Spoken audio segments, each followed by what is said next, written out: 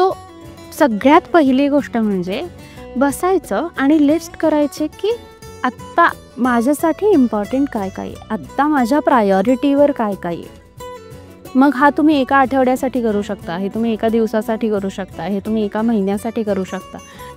त्यावेळी स्पेसिफिकली करायच्या गोष्टी नसतील आणि त्याच्यावर आपण त्यावेळेला व्हायलाच पाहिजेत असा काहीतरी दबाव तयार केला तर आपण त्या करत नाही आणि मग ते आपल्यावरचं प्रेशर वाढत जातं.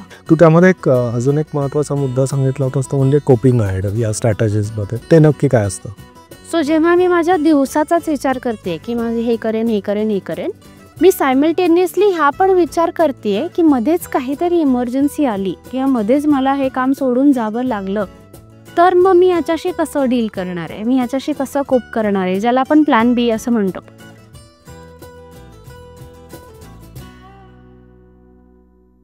चिदविलास स्टुडिओच्या मेंटल वेलनेस सिरीजमध्ये मी चिदविलास क्षीरसागर पुन्हा एकदा तुमचं स्वागत करतो.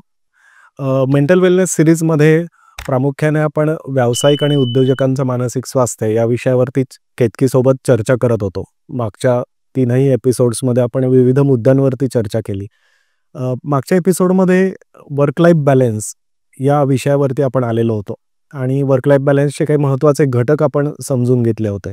सो केतकी, मागच्या एपिसोडमध्ये जसं तू म्हणालीस की वर्क लाईफ बॅलन्सचे time management, self management, change management, stress management आणि टेक्नॉलॉजी मॅनेजमेंट हे महत्त्वाचे घटक आहे. तर आजच्या एपिसोडमध्ये आपण जे बोलणार आहोत ते म्हणजे या सगळ्या एलिमेंट्सला कशा पद्धतीने हाताळायचं किंवा काय पद्धतीने आपण त्यावरती काम करू शकतो की जेणेकरून आपल्याला वर्क लाईफ बॅलन्स साधता येईल. तर हे महत्त्वाचे घटक कशा पद्धतीने आपण हाताळू शकतो? काही छोट्या छोट्या गोष्टी करून बघता येतील. काही इम्पॉर्टंट मुद्दे जे आपण आज डिस्कस करणार आहोत त्यापैकी प्रायोरिटी सेटिंग हे इम्पॉर्टंट आहे. प्लस टू डू लिस्ट हा एक आपण कॉन्सेप्ट बघणार आहे. सो या 2 गोष्टी आपण थोड्याशा क्लब करून बघू अशा सेपरेट बघण्यापेक्षा. प्रायोरिटी सेटिंग आणि वर्क लाईफ बॅलन्स हे घटक साध्य करण्यासाठी सगळ्यात महत्त्वाचं आपल्याला काही स्किल्स किंवा काही स्ट्रॅटेजीजवर काम केलं पाहिजे. बरोबर. सो जसं तू म्हणलास या काही स्किल्स आहेत ज्या तुम्ही ट्राय करून बघू शकता वर्क लाईफ बॅलन्स साधण्यासाठी. सो वर्क लाईफ बॅलन्स कधी साधला जाईल? जेव्हा मी ठराविक वेळेत ठराविक काम माझ्यासाठी सेट करेन, तेवढं पूर्ण होतंय की नाही हे बघेन.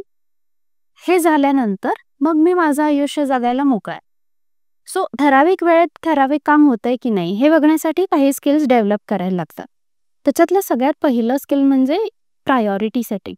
बऱ्याचदा तू पण बघितलं असेल जेव्हा आपण बिझनेस सेटअप करतोय तेव्हा कुठली गोष्ट आधी करावी कुठली गोष्ट करू नये ह्याच्याबद्दल सुद्धा आपलं कन्फ्युजन तयार होतं की हे आधी केलं पाहिजे का नको करायला किंवा हे नंतर केलं तरी चालेल.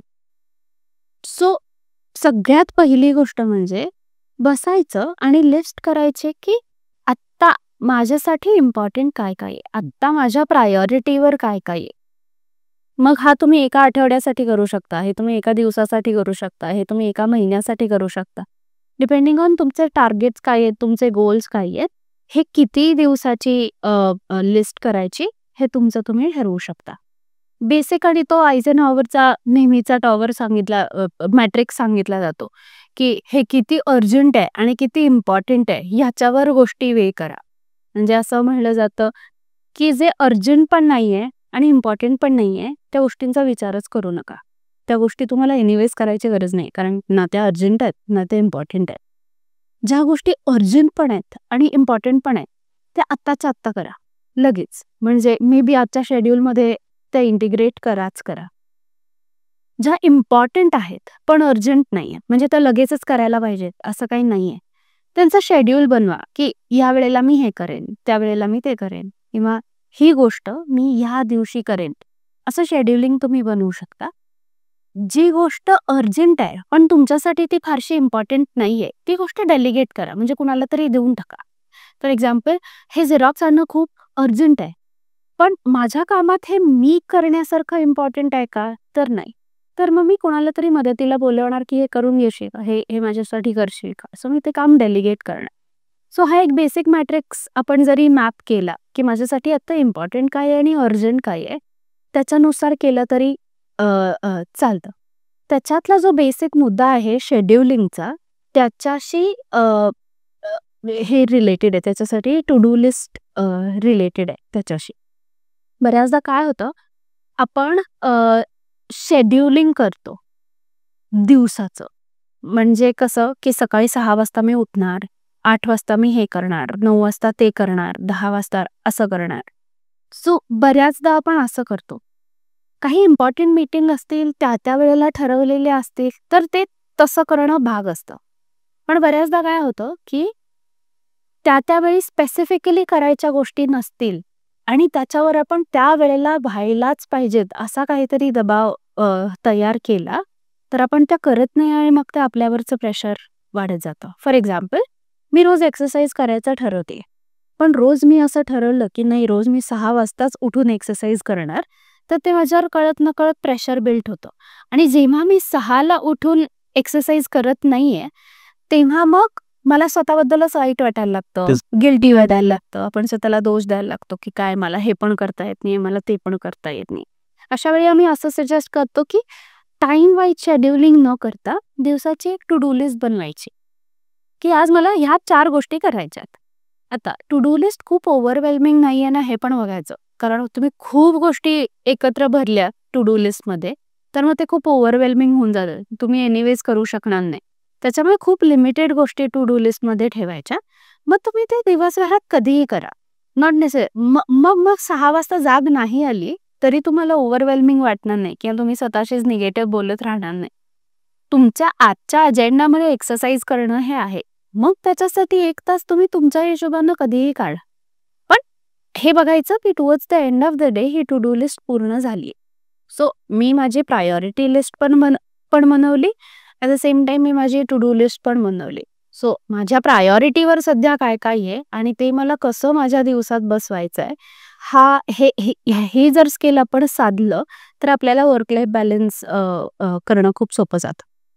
तू त्यामध्ये एक अजून एक महत्वाचा मुद्दा सांगितला होतास तो म्हणजे कोपिंग अहेड या बरोबर. स्ट्रॅटेजीज मध्ये, ते नक्की काय असतं? कोपिंग अहेड म्हणजे बऱ्याचदा आपण काही गोष्टी प्रेडिक्ट नाही करू शकत की मीही आता काहीतरी काम करतेय पण कधीतरी कुठल्या गोष्टी येतात मध्ये. सो जेव्हा मी माझ्या दिवसाचाच विचार करते की माझे हे करेन, मी सायमल्टेनियसली हा पण विचार करते की मध्येच काहीतरी इमर्जन्सी आली किंवा मध्येच मला हे काम सोडून जावं लागलं तर मग मी याच्याशी कसं डील करणार आहे, मी याच्याशी कसं कोप करणार आहे, ज्याला आपण प्लॅन बी असं म्हणतो. काहीतरी एक प्लॅन बी आपला रेडी आहे प्रत्येक दिवसाचा की हे to best of my capabilities मी हे करणारच आहे. पण हे नाही घडलं तर मी काय करू शकतो, हा त्याच्यातला एक मुद्दा. सो अजून एक मुद्दा म्हणजे पुढे काय काय डेंजर्स येऊ शकतात किंवा पुढे काय काय प्रॉब्लेम्स येऊ शकतात याचा आधीच विचार करायचा आणि त्या सॉल्व्ह करण्यासाठी आधीच स्ट्रॅटेजी डिवाइस करून ठेवायच्या. सिम्पल एक्झाम्पल देते की मी ठरवलंय की मी उद्यापासून एक्सरसाइज करायचा ठरवते, हा माझा प्लॅन आहे. सो हे करायला काय काय डिफिकल्टीज येऊ शकतात. फॉर एक्झाम्पल, मी उठणार नाही, मग त्याच्यासाठी माझ्याकडे काय सोल्युशन आहे की मी एक फिक्स टाइम ठेवणार नाही, कुठल्या दिवसात कुठल्या तरी योग्य वेळ बघून मी तो करणार, हे एक ॲस्पेक्ट असू शकतो. दुसरा काय की मी दुसऱ्याच कुठल्या तरी कामात व्यस्त होईन. सो जर असं झालं तर माझ्याकडे प्लॅन काय, मी ह्याच्याशी कसं कोप करणार की मे बी मी कोणीतरी अकाउंटेबिलिटी पार्टनर ठेवणार, मी त्यांना सांगणार की आज मी दिवसभरात एक्सरसाइज केलाय की नाही हे मला विचार. सो मी ह्या गोष्टी करायच्या ठरवतीये, पण त्या न करायला मी स्वतःला काय काय कारण देईन याचा अगोदरच विचार करून त्याच्यावर मी अगोदरच काढलेली सोल्युशन्स ते म्हणजे कोपिंग आहे. असं केलं तरी सुद्धा तुम्ही काय काय समस्या येऊ शकतात हे फोरसी करू शकता, म्हणजे ते आधीच प्रेडिक्ट करायचा प्रयत्न करू शकता. त्याच्याशी कसं डील करायचं ह्याचे टूल्स तुमच्याकडे ऑलरेडी अवेलेबल असतात. मग तो प्रसंग आलाच तर तुम्हाला काय करायचं हे इझिली माहिती असतं. सो ते प्रॉब्लेम सॉल्व्ह करण्यासाठी तुमचा खूप वेळ जात नाही आणि मग जेवढ्या गोष्टी ठरवल्या होत्या तेवढ्या गोष्टी होतात. सो त्यानं वर्क लाईफ बॅलन्स बऱ्यापैकी साधता येतो. म्हणजे priority setting to do list आणि कोपिंग अहेड या 3 गोष्टींवरती महत्त्वाचा पाया तयार होऊ शकतो वर्क लाईफ बॅलन्सचा. हो. माझ्या मते ह्याच्या पुढेही बरेच अनेक गोष्टी येतील. हो, नक्की. त्या विषयांवरती आपण पुढच्या एपिसोड्समध्ये चर्चा करतच राहू. तर वर्क लाईफ बॅलन्स साधण्यासाठी महत्त्वाच्या स्किल्स किंवा स्ट्रॅटेजीज काय असू शकतात हे आपण आजच्या एपिसोडमध्ये बघितलं, की ज्यामध्ये प्रायोरिटी सेटिंग आहे, टू डू लिस्ट आहे, कोपिंग अहेड आहे. या मुद्द्यांवरती आपण काम सुरू करूच शकतो. पण यामधील एक प्रमुख मुद्दा येणार आहे, की ज्याच्याबद्दल आपण पुढच्या एपिसोडमध्ये नक्की चर्चा करतो, ते म्हणजे बाउंड्री सेटिंग. आणि बाउंड्री सेटिंग हा एक खूप मोठा विषय आहे, की ज्याच्यावरती आपल्याला चर्चा करण्यासाठी पुढच्या काही एपिसोड्समध्ये आपण पुन्हा भेटणार आहोत.